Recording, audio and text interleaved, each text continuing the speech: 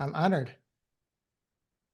Hello, and welcome to another episode of the FemiNinja Project. And today I am so excited to have a return guest to the show. It's always wonderful to have these follow ups. And this is a very, very special guest. His name is Barry Karch. And as I said, he's been on the show before. So you might want to go back to episode 267. And the title of that episode is How to Outsmart Father Time. Barry is the owner of Real Estate Powerhouses, host of the Running for Your Life podcast, and born again athlete who is passionate about outsmarting father time through running or any other physical activity, especially as we get older. Barry encourages all of us to reject the belief that we can't get better as we get older, to embrace the fact that each decade can be better than the one before it, and delighting in what we are able to accomplish, no matter how big or how small. Barry, thanks so much for being here and welcome to the show. Hi, Cheryl. I'm so honored to be here. Thank you so much for having me again. Well, I am honored to have you, and I'm so impressed with what you have been doing. So, we spoke for the first time about a year or so ago. And at that time, you were explaining to me that you were working on something called the, let me see, 29 or 29029 challenge. That's right. That's right. And what that is, the 29029 number comes from the height of Mount Everest, which is 29,029 feet. So the goal of that challenge is to hike up a equivalent vertical ascent of Mount Everest, but we're doing it in the US, but we still have to go up 29,029 feet. It is held in about 5 or 6 different locations throughout the year. And so each mountain requires a different number of ascents to Mhm. achieve 29,029 feet up. The particular place I did it was in Snow Basin, Utah, and Hmm. that mountain required 13 ascents. So we had to go up 13 times. You don't go down, you take the gondola down, but you have to hike up, gondola down, and so forth 13 times. And you have 36 hours to complete it. So that's what it is in a nutshell. Okay, so I would love to know what some of the conversations are in the gondola on the way back down, because I would imagine that'd be pretty interesting. Yeah. Some of the rides down were a little quiet because everyone's recovering after the hike up. But for the most part, the people that you meet at this event, I really love the people. They're very highly driven, motivated, encouraging, positive people. So everyone is just encouraging each other, wishing each other well, just saying positive thoughts to everybody. Mhm. So that's basically what it was. Okay, so 36 hours You to have do this. 36 hours to complete it. Yes. 6 a.m. on Friday morning it starts, and you got till 6 p.m. on Saturday to finish.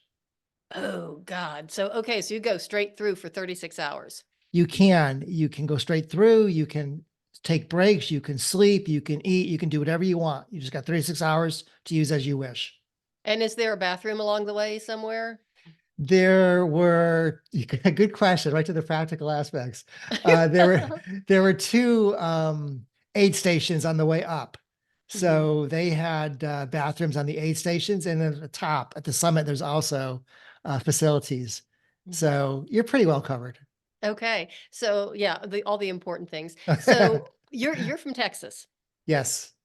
So, how do you train for this? Because you had to have some training just to get yourself acclimated. And if I remember correctly, if my geography is correct, there aren't a whole lot of big, tall mountains in Texas. No, they're not. They're not. Okay. And yes, there's a lot of training. They provide you with a 20-week training program, which I Oh. followed. I loved it.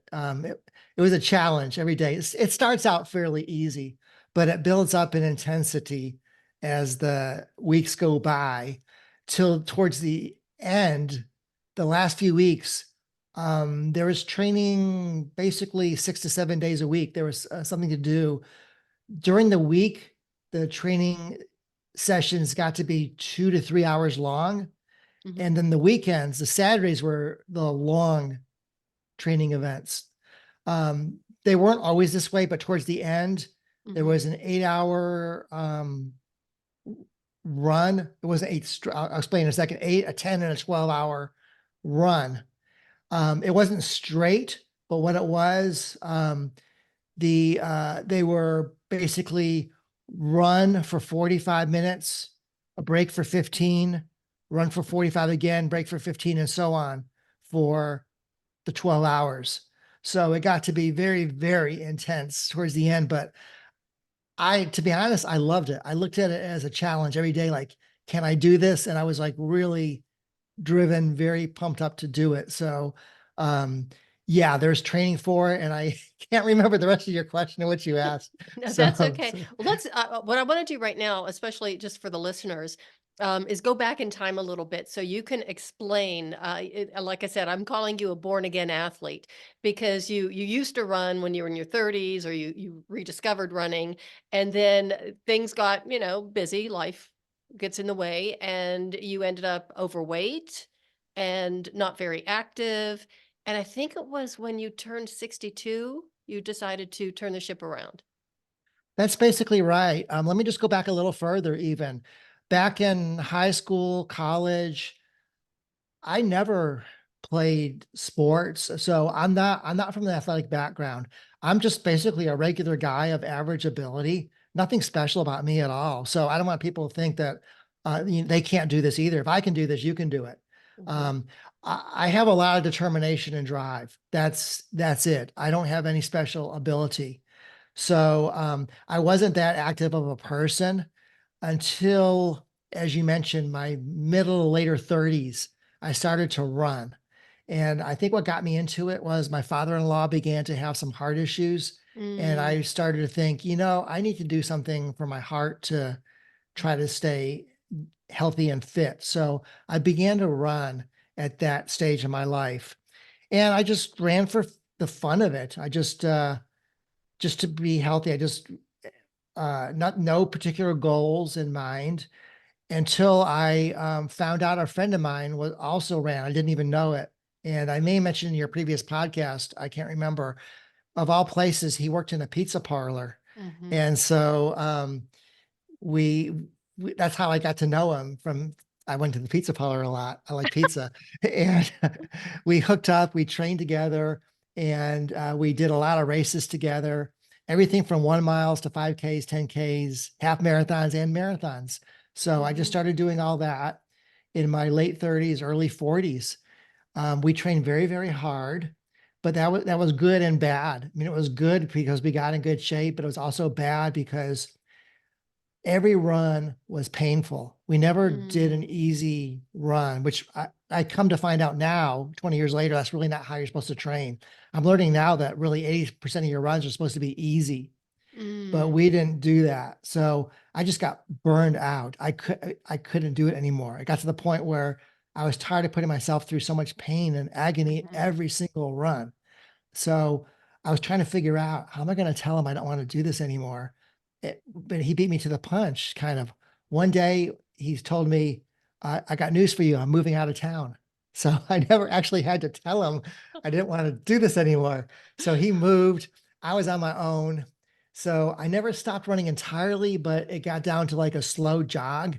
And mhm, where I used to run long distances, I never ran more than about 3 miles. And so that's where the weight started coming on that you mentioned.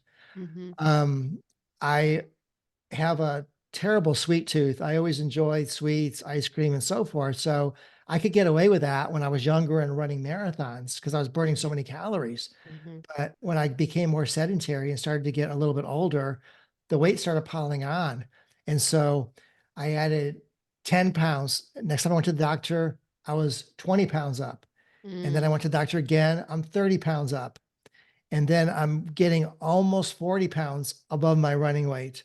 And I'm constantly asking myself, when are you going to do something about this? When are you going to do something about it? But I was never that motivated because I was just enjoying the chocolate cake more than I cared about the weight. So, mhm, and then I finally hit my 60s and I told myself, you know what? It's now or never because I'm getting up there now. I'm not that young anymore. If I don't turn things around now, I'm going in the wrong direction. So mhm, I finally had the motivation. I changed my diet. I took off the pounds And I never really planned to get back into running or fitness or anything again. This just was accidental, really. After I took off the weight, my wife just asked me one morning casually, "Are you planning to run any more races?" And I hadn't raced in a long time, and I really never thought about it. And I'm like, yeah, I guess I'll try one and just see how it Mhm. goes. And that's kind of how it all started. So Mhm. I got back into it about 20 years after I stopped. Mhm. I love the fact that you're the accidental athlete. Yeah. Just kind of fell into it. And I also love the fact that you met your running partner in a pizza parlor. Yeah. I just think that's absolutely hilarious. And the fact that you didn't know how to tell him that you just wanted to quit running and he just moved away, so you were off the hook. Exactly. Yeah. Isn't that where everyone goes to look for training partners and pizza Oh, parlors and stuff? absolutely. Well, either that or the ice cream parlor or, Exactly. go getting a Big Mac. Yeah, of course. That's where you find your best workout Yeah. partners. Absolutely. So, then when you decided, okay, I'm going to start running, I mean, how did that happen? Well, of course, you said your wife asked you, but I mean, what was that like? Because I couldn't imagine strapping on some running shoes at the age of 60 when you hadn't done it for so long and then ending up where you're at now. That was how many years ago? How old are you now? I'm thinking 60. I'm next month, I'm going to turn 63. So I'm Okay. almost 63. Hmm. That's pretty impressive. Yeah, I ran a 5K. I guess I was probably around 61 then. So that'd be my first race in a long time. And I hadn't really trained for it. But I ran the 5K and I ran it, of course, considerably slower than I did 20 years ago, which is to be expected. Hmm. But I came in first place in my age group, which surprised me. And that was kind of motivating. I was like, wow, I could do that still without the proper training or anything. So I guess that's where it started. And from there, I just I kept at it and I found that now really, really enjoy it much more than I Hmm. did 20 years ago. It Wow. was kind of almost like a chore 20 years ago. I Hmm. did it to get fit and be healthy, but I can't say I really enjoyed it that much. Hmm. Um, I was, we were always trying to outdo each other, the people I ran with. So we were Mm. pushing very hard and it wasn't always that much fun. Now, I just take great pleasure in whatever I can do because I don't take it for granted anymore. Being in your 60s, it's like I'm just happy I can get out there and run or do anything because I know a lot of people can't or don't have the ability to do it either physically or health wise or whatever. So I found I really enjoy it. I just get a kick out of it now, just that, Mhm. wow, I can do this. And so I've really enjoyed it. I think some people too might be being held back mentally and emotionally. Just having the mindset of, hey, I am over 60, I can't do this. Yeah, but you can, and you don't have to compete with anybody. Just do it for yourself. Hmm. Just do it for yourself and your own health. And really, when I go to different events, I have the utmost respect for anyone in anywhere near my age group or above that is doing it because I know what it takes. It's not easy. It's a Hmm. lot easier to stay in bed and not get up, not exercise. A lot of days you have aches and pains, you don't feel like doing it. It takes a lot of work to get out there and push yourself. Hmm. So I have the utmost respect for anybody that does it. So Hmm. I would say absolutely do it. Do whatever you can and do it for yourself. Don't worry about comparing yourself to anyone else. Well, and interesting too, sometimes when you feel like it because you are having aches and pains or you're tired, you're not in the mood, and you're just like, I don't want to do this today. And then you just get out and you start moving, and all of a sudden you start to feel better, just not only physically, but mentally, emotionally, and mental clarity. So sometimes you just have to get out the door and just do something, just start moving. Cheryl, that's so true. And you know what I always say is the first mile is the hardest mile Mhm. because it's so hard to get going. It's so hard to Mhm. get started. And yeah, I do have sometimes my legs are aching and hurting the first mile, Mhm. but they most of the time go away and I start to feel better and get in a rhythm after I get past that mile. So Mhm. things do get easier once you get started. But I always keep in mind, I call it my big why. Like, Mhm. why am I doing this when I don't feel like doing it in the morning? And it's really because my ultimate goal is I want to live a long and healthy life. I want to be healthy, active, and as long as I can. And so I always think about that. That's why I'm doing this. And it always gets me out the door. Mhm.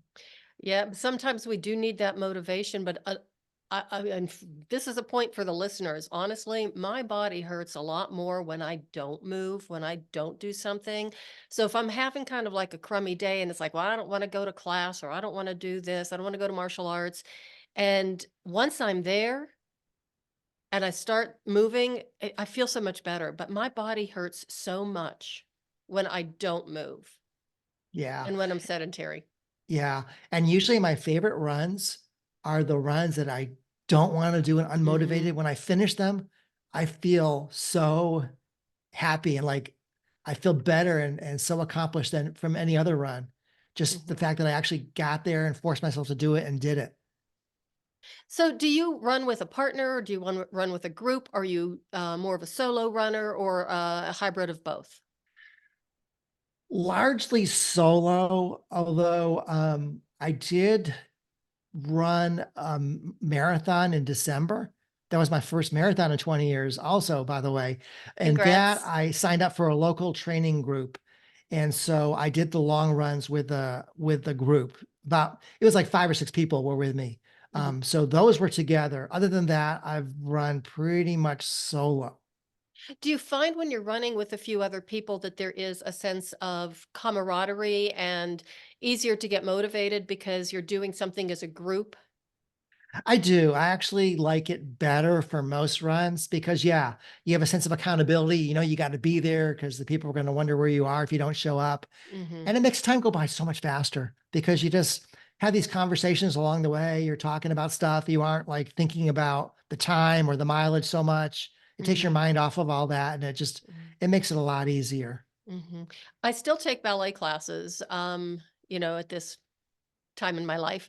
And I went back to the in-person classes actually fairly recently because I found out that during the pandemic and I was doing classes that were basically online, all I had to do was just roll down my steps and there I was in a ballet studio. So I didn't have to drive, I didn't have to park, I didn't have to put on makeup, I didn't even have to put on deodorant. I mean, there was so much freedom there.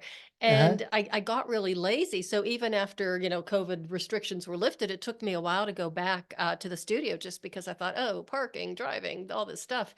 But it's so much more fun being in a group of people who have the same passion that you do for something, and it's very uplifting. And so not only the physical workout but just the camaraderie and the sense of community of sharing a passion, something you love to do with a bunch of other people who feel the same way.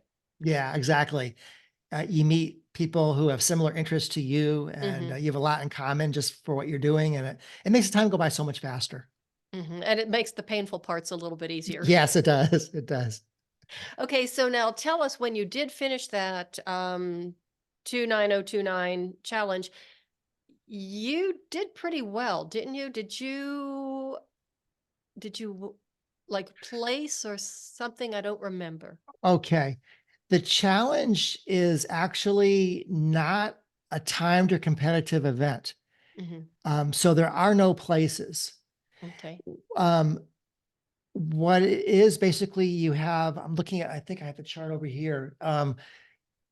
They keep track kind of neat. You wear this bib, a race bib while you're doing it. On the Hmm. back of the bib, it has the highest peak in all 7 continents on the back of it. So each mountain's different, but on my mountain, I think 4 ascents. I'm looking at my bib now. I don't even know how to say this mountain anymore. Uh, Kosciuszko.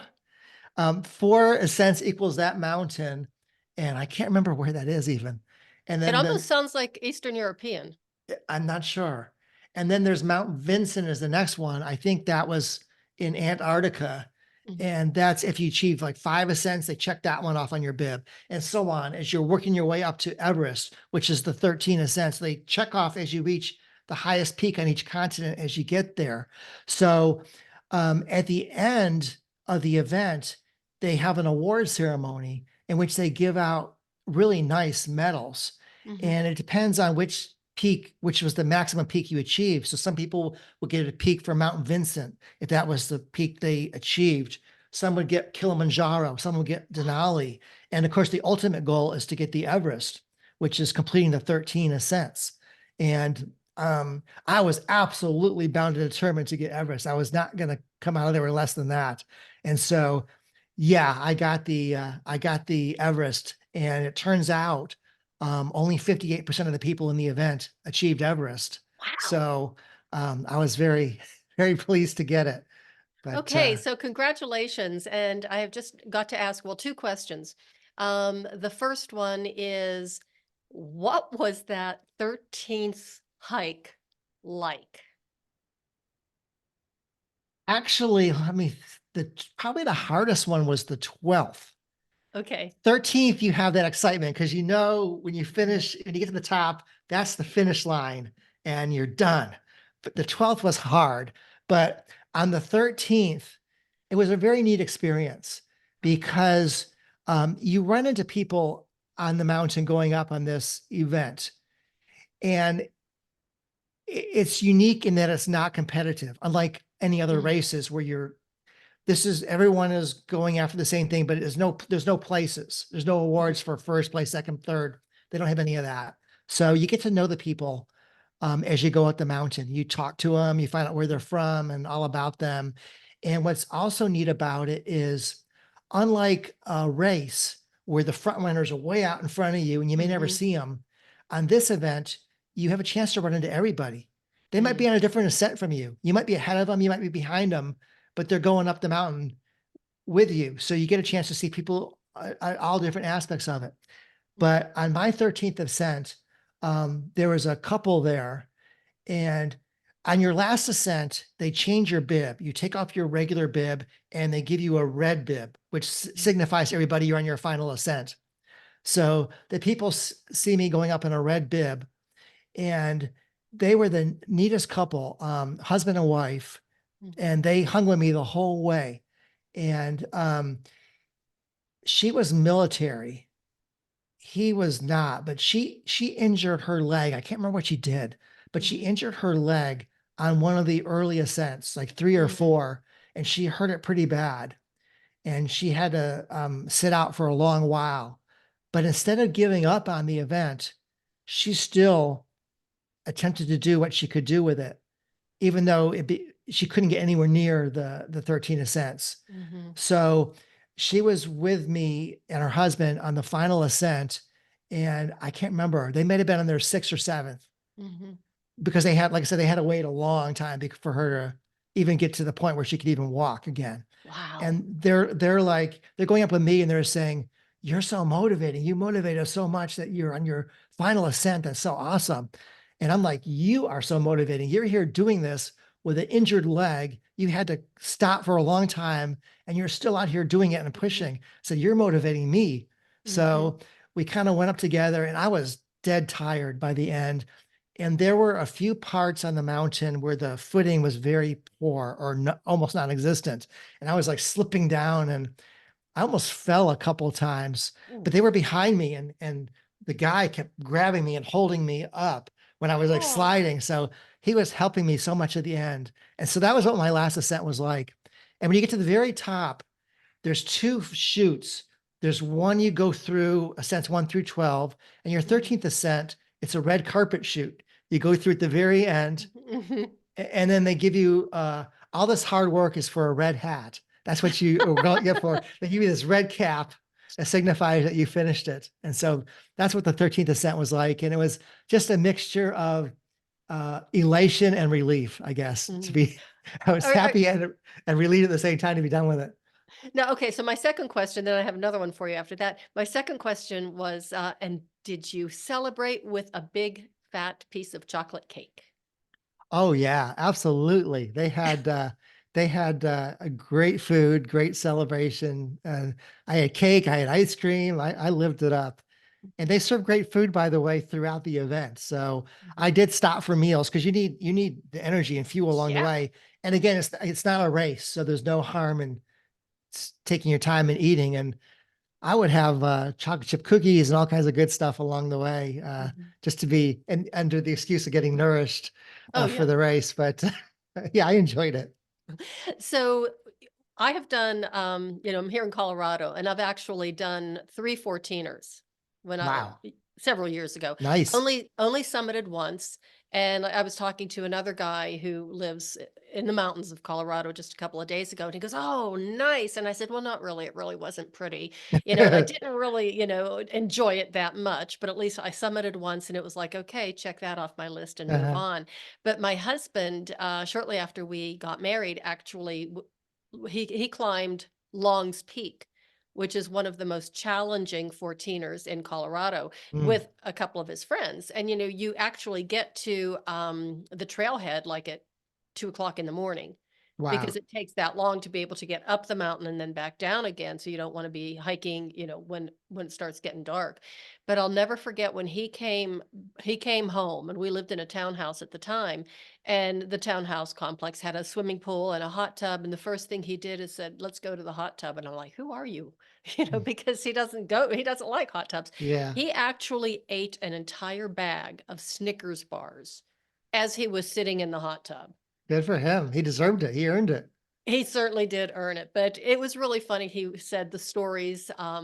He said we sounded like a bunch of old women on the way back down, and it was pretty funny. So Uh-huh. he thought that was good. He did it once, and he didn't want to ever do it again. Yep, yep. And you were asking me before about how do you train for it? Because there really are no peaks in Texas. Yeah. Um, I went to Austin a little bit, and they're not major mountains there, but there's some hills. So I would train with some from they have an app for the event, and I found Mhm. people in the area that Mhm. were doing the event too. So I connected with them, and we did some training hikes in Austin together. But other than that, it was basically treadmill, and the treadmill at my gym would go up to 30% incline, which Mhm. is not fun. That's pretty. No. Yeah, that's I intense. I did the 30% incline for a long time, or Mhm. I would do stair stepper a lot too, just to Mhm. get used to going up. But the fact that you were in Utah in the mountains, what's the elevation there that you were climbing? It started about 6,300. I think it peaked about 8,700.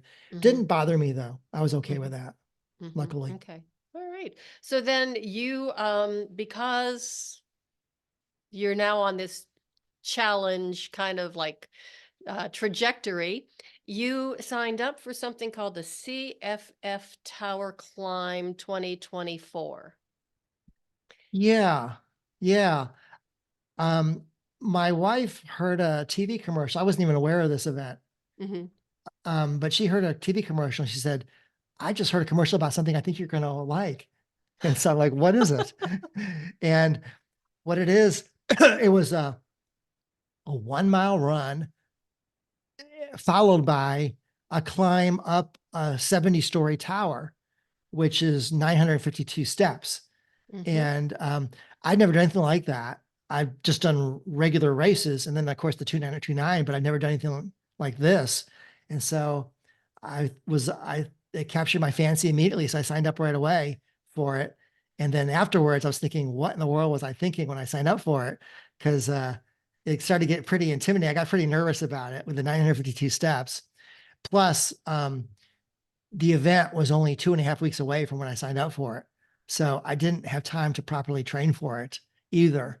So I was just kind of relying on my endurance from the marathon that I had done the previous month. And hopefully I still had some climbing ability in me from the 29029 event. Hmm. So I was just, I just went and did it, but it was quite an interesting experience. And I think I'm going to probably do it again next year, Oh, wow. but train for it Okay. this time. Well, that might help. But Yeah. I just have to share this with the listeners because I was stalking Barry, his social media today before the podcast, and I found that post about the CFF Tower Climb 2024, which is for a great cause. It's cystic fibrosis, right? Right. So Right. you did make some money for them, and so that's awesome. But it was so funny because he posts this about, it's a 1 mile run, then, 952 stairs to the top of the tower. Can't wait. And I thought, oh my goodness, this man has lost his mind. A lot of people have thought that lately. Yeah. But what a wonderful way to people to have people think you're crazy. Yeah, yeah. This is all kind of later in life stuff for me, but now I love taking on challenges. I love trying to do difficult things and just seeing if I can do it, what I'm capable of. I would say it's a midlife crisis, but I'm a little past that. But I think it's my way of just fighting age and proving to myself I'm Mhm. not old yet. I'm not old yet. So I have to Mhm. continuously do these things to prove to myself I'm not old. Mhm. Well, it does keep you young. Hmm. And the Hmm. reason why I do some of the crazy things that I do is because I do it because living well and looking good is the best revenge. And a lot of times it's kind of, I feel like I'm giving the, double middle finger to the people who told me years ago I would never be able to, even do my grocery shopping and my laundry in the same day because the arthritis in my spine was so bad Mm, I'd end up being bedridden and stuff. And it's like, look at wow. me now. Yeah. That's And awesome. but that's another really important lesson, for the listeners is that if somebody, I was a chronic pain patient back in my mid 30s, don't let anybody put labels on you because I heard that so often, chronic pain patient, you're a chronic pain patient. And I believed it eventually, even if I was thinking, that wasn't my life, your brain is taking that information in. So if somebody's telling you you're too old to start anything, you're too old to maybe start ballroom dancing, you're too old to start running, you're too old to go skydiving, just don't listen to them because you're not too old. You can do whatever you want to at any stage of life. And look at what Barry's doing. This is just incredible. Exactly. And let me add to it, like I said before, I'm not an athlete, not from an athletic background. So don't let anyone say that you're not an athlete, you're not capable of doing this kind of stuff because you can if you put your Hmm. mind to it. Well, I was definitely growing up. I was not an athlete. I mean, I didn't even learn how to ride a bike until I was 14 years old because I Wow. was terrified. I know, but the funny thing was, I learned how to ski when I was 9, and this was back in Pennsylvania, so the skiing was a lot different than it is here in Colorado. But I was skiing advanced terrain at the age of like 9 and 10, but I couldn't ride a bicycle. Wow. And it just was like so confusing to my parents. But in my mind, if I was on skis, I was in total control because I could control my speed and I was safer. You have to have some just blind faith and trust on a bike to get going. And I just Hmm. couldn't do that. So, Mm. but I was just definitely not athletic. And I'm probably more physical now at the age of 67 than I ever been in my entire life. Can I add that you don't look 67 at all either? Oh, You yeah, look of course you can add that. Yeah. decades younger. Well, thank you. I think I really have this, I don't know how I did it or if it's just an automatic thing, but I think Zoom does something very, user friendly to people over 60. So, but You're being modest. oh, well, thank you. That's very kind of you. So now that you've achieved all these amazing things, ooh, before I go to the next topic, have you ever thought about, I mean, I know you're a very busy person, you've got your own business and all that, but have you ever thought about writing a book? No, I guess no, no, no is the answer to that. I really don't know much about writing books or no, I don't wouldn't know how to get started. Well, because even just looking at some of your posts and some of the messages and the life's lessons and the encouragement and things that come out of your Facebook posts, and I think I've seen some of your posts on LinkedIn as well. They're just also they're so positive. They give practical tips, and I don't know. I just kind of thought, maybe you had a book in mind in the future once you retire. I'll have to think about it. But I try to be positive. I mean, there's plenty of negativity out there if you look for it, but I choose not to. I choose to focus on the positive and be thankful for life and just happy I'm alive and have my health and everything. So I try to take a positive outlook on everything and be encouraging. And Hmm. thank you very much for saying that. Well, you are really encouraging a lot of people because I did see some of the comments on your posts and you have a lot of engagement, and not that it's you're doing it for that, but you really are encouraging a lot of people, probably more than you even think you are Mm, or that you oh, realize. well, thank you. Okay, so now, okay, here we are. It's 2024. You did all these fantastic things in 2023.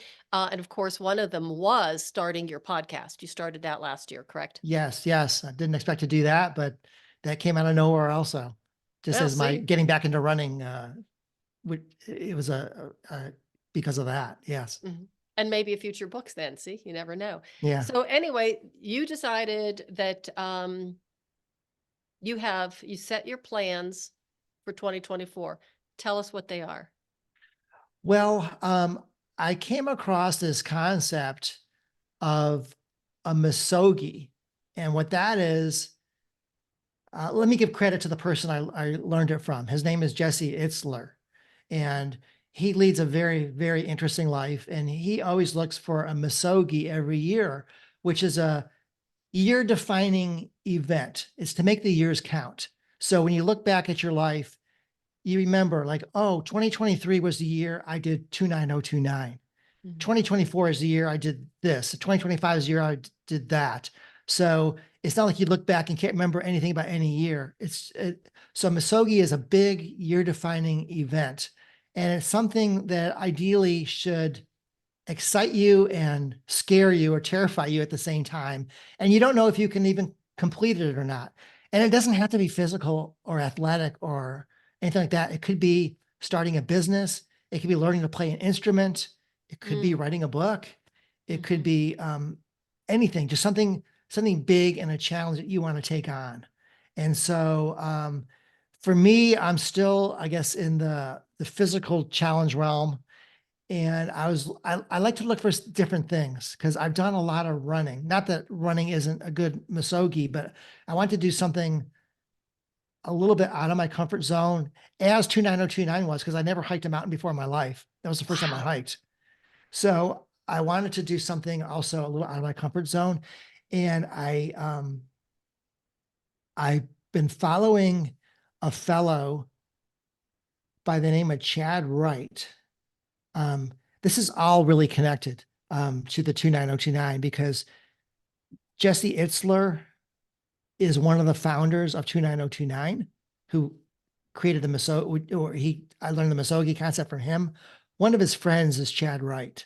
So that's how I learned of Chad Wright. Chad is a former Navy SEAL. He's a Uh, super tough guy. Um, he was a team leader for the SEALs. He led the team on various invasions. He was a trainer for the SEALs. Now he's an ultra endurance athlete. He's done 250-mile races. oh, He is crazy tough. And he leads some training missions open to people in the general public. Um, and so it captured my fancy when I heard about it because I just wanted to, like I said, I'm a driven person and I wanted to see if I'm capable of doing this. And it's a challenge. And so the mission I'm going to do this year, it's in July. It's called Rite of Passage. And it's 24 hours of continuous movement, no sleep, no sitting down. It's continuous movement through the mountains of Northwest Georgia. oh, And I don't know all the details of it, but it looks like there'll be some ups in the mountains, some downs. Uh, he's created the course. Who knows what it entails, but I'm doing it. I'm really excited about it. I'm looking forward to it. And I am absolutely bound and determined to complete it. I found a YouTube video of it. He filmed in November. And the video, in going through, the people who went through the mission this time were contractors. They were doing it like heating and air conditioning contractors, mhm, I guess electrical contractors.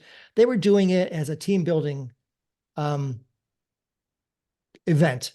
mhm. They weren't necessarily people that had done endurance events before or athletic events. So they did this, and there were 26 of them. He said that started it, only 10 completed it. Wow. But I'm thinking that these are largely people that may not have ever done endurance events Mhm. before or had to push through pain.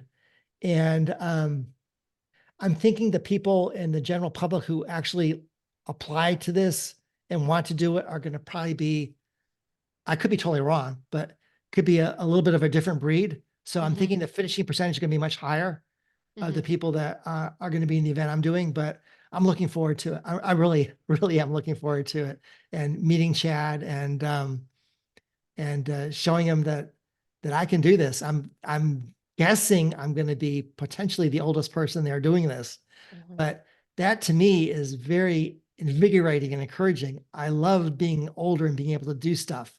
So I'm looking forward to it. Okay, so now I'm going to go back and read something that I was taking notes on when you were talking a little bit earlier in the show. There's nothing special about me at all. You actually said that. And I think you're pretty darn special just to have the courage to go out, put yourself out there so far out of your comfort zone, trying new things like this. And I think you're an incredible inspiration to a lot of people. Well, you're very kind. I just feel like I'm a regular guy. Like I said, I'm just a regular guy who's just doing the best he can. Mhm. Um, but that's it. Well, I'm really inspired by you, but there's no way on God's green earth I'm going to do the 29029 or the CFF tower climb, and definitely not going to do the, I can't even remember what it was called, your Musogi challenge or Musigi challenge. Rite of passage, the one coming up Rite of this year. passage. That really truly is a rite of passage. And now, okay, so once you finish it, and I'll know when you are because I do keep an eye on you on Facebook Okay. and LinkedIn. So I'm going to be watching. And once you are done and it's over, I want you to come back on the show and talk Oh, I'd about it. love to. Thank 'Cause I you mean, for the I invite. find this so fascinating, and it's just it is, it's an uplifting story and so encouraging that, you just got off the couch and started doing stuff, and now you just can't stop, but that's a good habit to have. Yeah, well, thank you so much. I'm glad to hear it because, like you said, everyone around me here thinks I'm nuts or crazy. You're like, why are you Well doing this? But well, there is a certain amount of that, but I can relate because I do some really crazy things too. I mean, I've competed in 2, pole competitions, pole dancing competitions, well, and that's why we connected because you have the courage to do these crazy things too and refuse to get old. that's right. And like I said, those people who used to tell me, hey, you'll never be able to, start applying for disability. You'll never be able to work again. You're never going to be able to do this. It's like, just watch me. Hmm. You showed them. Yeah. Well, and you're showing them too. So for the listeners, just so you know, I really believe that society, the media, even like the fitness industry, even the medical industry, tries to convince us that as we age, we should expect to slow down. Aches and pains, and we're not going to be able to do the things we did before. Yes, you can. It's all about having the right mindset and just getting out and doing it. Just try slow. You don't have to climb do the 29029. Just get out and go for a walk. Start there, start small, but you never know what you can accomplish. Very well said. Do you have anything else you want to share with the listeners, or maybe another little pearl of wisdom to drop on them before we sign off? Ooh, I would say just as you said, don't be afraid to try new things and just refuse to get old. Stay active. Um, Mhm, do not be the person who just sits on the couch and watches TV and doesn't do anything. mhm, Um, it's better to take on the challenges now and be in better shape and have an easier life later instead of mhm. struggling later because you can't do anything because you're not fit. I'm going to add a little bit more to that. Let's be the generation that punches Father Time in the face Love it. and busts the myth of aging, Love right? it. That's you very well said. Love it. So, Barry, thank you so much for being here. I have just loved connecting with you and catching up with you again. And we are certainly going to be doing this again sometime in July or maybe in August once you had a chance to recover from that challenge. Sounds great. I look forward to it. Okay. Well, thanks so much for being here. Really appreciate you. Thanks, Cheryl. Everybody, thank you so much for listening. Wow, I'm sure you got a healthy dose of motivation and inspiration with this episode. Please do share it with everybody you know. Actually, why don't you just grab a partner and decide together with a friend, family member, somebody that you really care about or have fun with, that you want to make this year the year that you start trying new things and get out and do amazing things to prove to everybody that we're not getting older, we really are getting better. And that is the way of the FemiNinja.